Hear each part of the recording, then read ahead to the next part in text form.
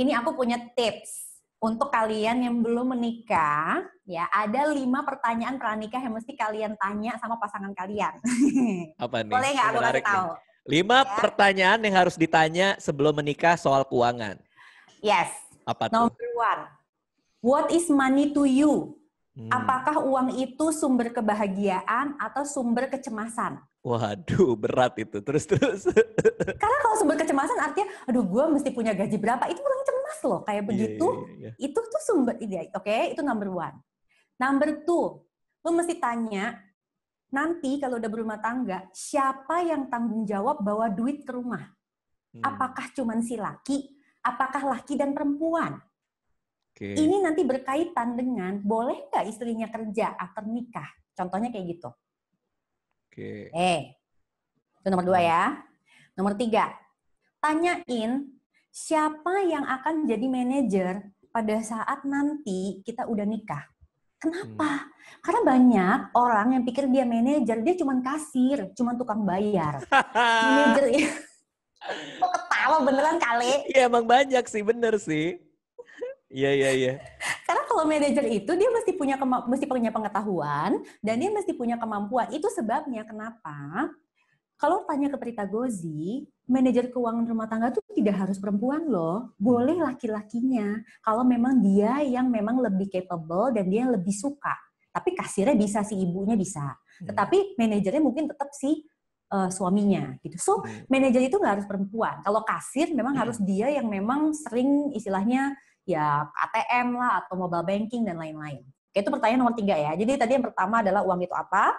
Yang kedua itu adalah siapa yang bawa uang ke rumah.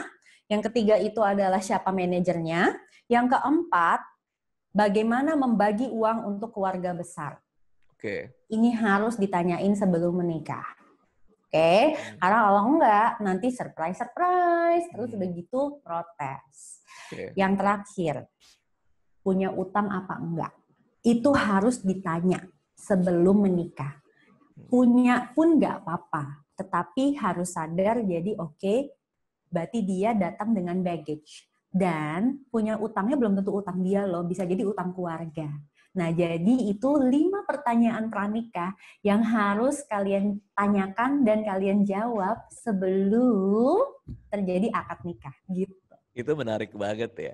Dan yang penting adalah menjawab ini semua tanpa bawa-bawa ego ya. Kadang-kadang gimana ya, orang-orang Indonesia tuh melihat duit itu sebagai definisi dirinya dia, dia keren apa tidak, dia hebat apa tidak, itu dinilai dari uang gitu. Sehingga ketika membicarakan soal uang, dia membentengi diri dia sendiri gitu loh. Ketika dia merasa gaji dia lebih kecil dari orang lain, ketika dia merasa penghasilan lebih kecil dari orang lain, dia malah jadi defensif ketika membicarakan itu gitu loh.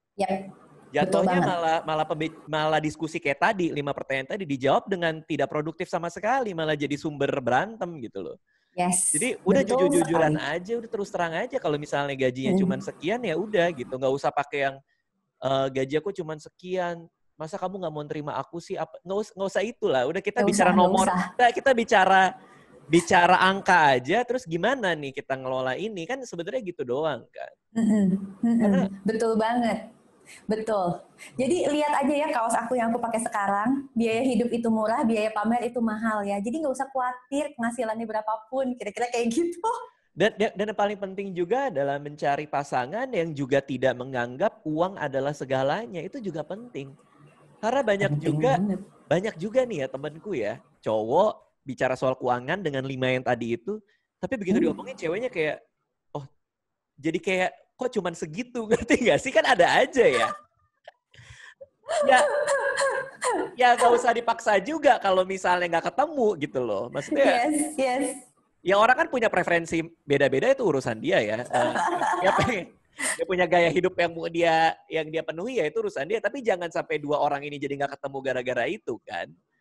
Benar banget. Kan tadi kita juga udah obrolin, personality orang ada 4. Jadi memang pasti bisa beda-beda. Iya gitu loh.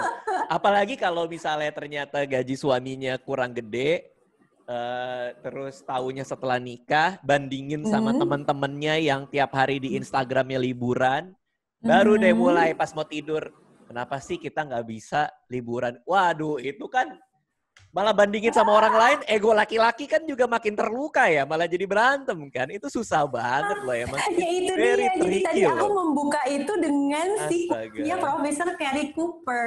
Orang yang kamu jadikan perbandingnya belum tentu hidupnya lebih bahagia.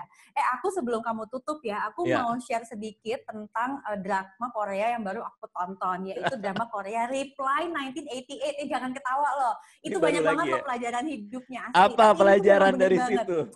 Pelajarannya salah satunya itu terlalu banyak, tetapi ini salah satunya yang menurut aku tuh very very relatable untuk pasangan suami istri yang istrinya tuh suka nggak puas dengan apapun yang suaminya bawa.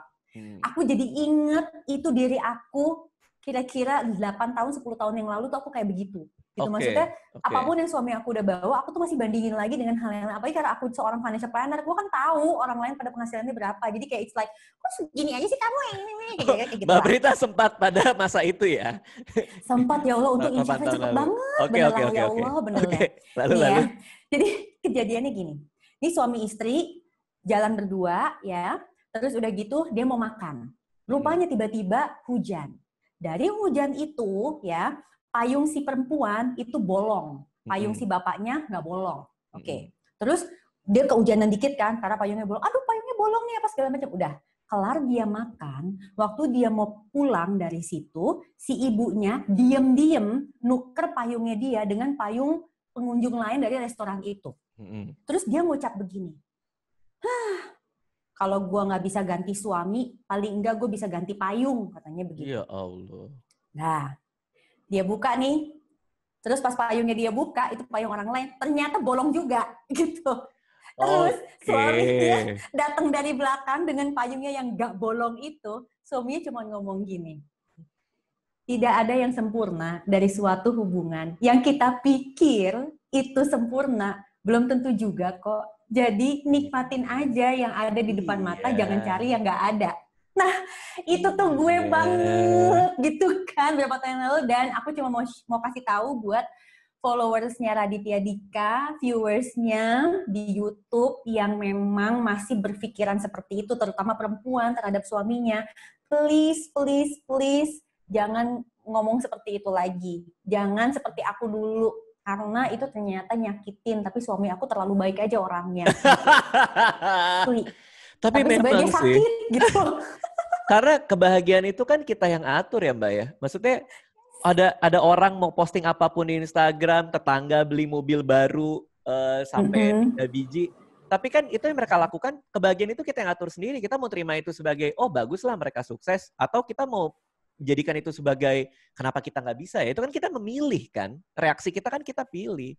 Jadi selalu pilihlah untuk jadi bahagia, ya nggak sih? Selalu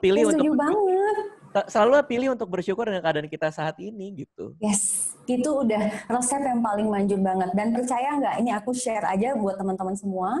Pada saat akhirnya aku mencapai sebuah titik di mana aku bisa accept dan aku bersyukur dan aku malah mendukung dan aku sepenuhnya mendoakan suamiku, percaya atau tidak, no longer after that, itu pertama karir suami aku lebih naik lagi. Sebenarnya sebelumnya juga dia karirnya tuh bagus, tapi guanya aja nggak puas gitu loh. Lebih naik lagi, tiba-tiba rezeki buat keluarga kita juga jadi jauh lebih banyak, segala jadi lebih mudah. Ternyata memang ya janji Tuhan tuh nggak pernah salah. Yaitu kalau kita mampu bersyukur, kita pasti dikasih lebih kok. Jadi udah deh gitu. Maksudnya duit tuh mesti dikelola, tetapi nanti apapun duit yang kita punya, kita mesti bersyukur. Udah titik. Siap, oke.